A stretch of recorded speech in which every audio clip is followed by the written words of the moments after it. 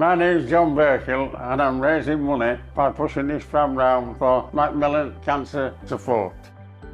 Well, I was in a race, a local race, the Sheffield Star was. I was coming in to finish at Hillsborough Park and publicity manager for Sheffield Star, and he said, here he comes, he said, the madman with a pram, and that name stuck. Unfortunately, I lost my daughter first, she was 29, but it weren't the cancer. She went in to have a small operation and she never came out of anaesthetic, probably 1 to 1 shot or whatever. From that day, my wife developed cancer, breast cancer, and she died the following year, the same day, the following year. So I thought, well, I can do something about this, and went off it, so I did. I do the races all over the country, 10Ks, half marathons, you name them, I've done them. I did the Great North on the Sunday, and that was my 1032nd race.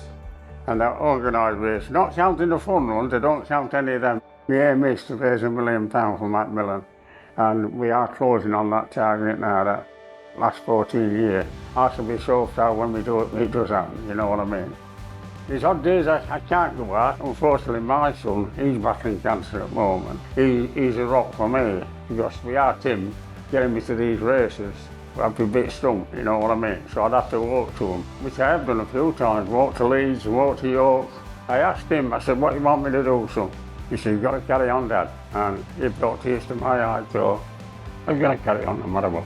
You can't put into words what people said to me, and I get so many sad stories, so all I can do is pass them on to Macmillan and let them professionals sort them out.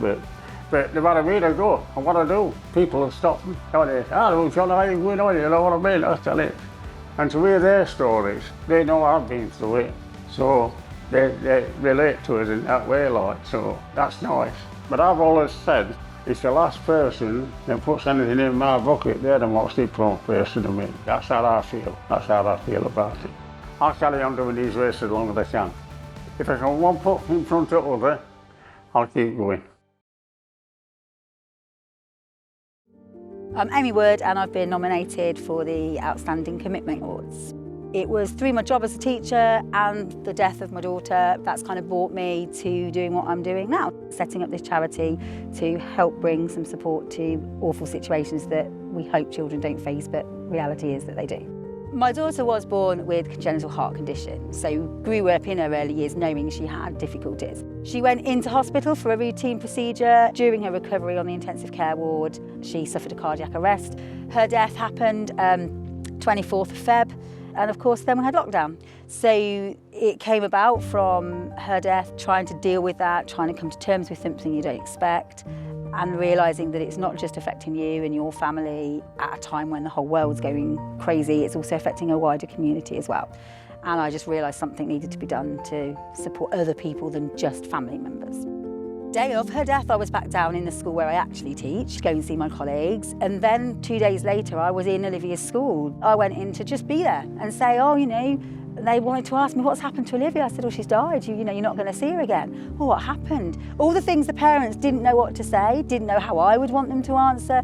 So I went in, I spent time with every child, one-to-one, and some of them were just telling me crazy stories about her. Some of them wanted to ask me questions that they probably wouldn't have been allowed to ask if they'd have been under the guidance of an adult. And yeah, I went in and I thought, this is what children need. I just really feel it's important that young children have someone that they can talk to openly, honestly, who's just going to give them an opportunity to discuss what their mental health and what they're feeling about something so difficult. It's been amazing. Everyone's just gone, this is what we need, it's not been around. And you don't ever realise that something's necessary until you kind of find a reason for it to happen. So ultimately I'd like to see grief on the national curriculum, that's the kind of high aim, but it's actually about wanting to help children and parents to go, it's okay to talk about grief, it's okay to still be a happy person just because someone you love has died, and be okay and carry through the grief with you. You don't have to always be sad. Olivia was never sad. She had a beaming smile. The legacy in honour of her is keep smiling. My name is Manny Sengkang and I've been nominated for the Outstanding Commitment Award. For the last 4 years, I've been a volunteer ambassador for a charity called Dementia UK. We've done a cycle ride to Anfield, done a couple of London marathons, including a London marathon in the Yorkshire Three Peaks. Lots of different challenge events. But on top of that, we've done something called Samosa Saturday. We call it our humble little triangle. And so the family get together, the friends, preparing these samosas, and then we go and serve them on match day. And we ask fans, take a samosa, and if you can donate, please do. And the reaction we get is phenomenal. We run out every time. We can't make enough.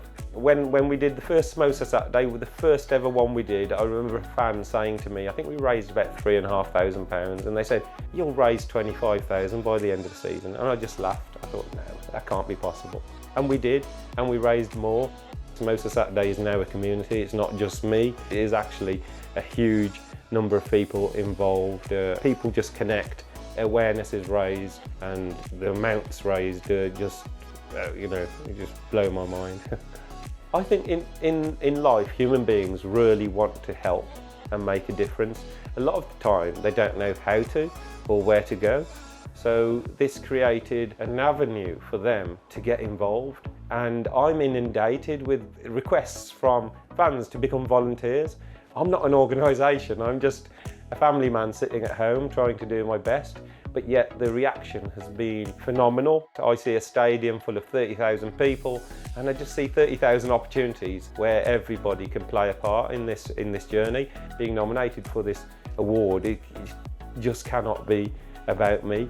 It is a huge community, and it's a reward for all of their efforts as well. Volunteering and fundraising, I think, shouldn't be optional. It should be almost like a compulsory thing that human beings do all the time without any expectation of getting anything back. I don't think we've took a breath for 4 years. It's been event after event after event, and long may it carry on.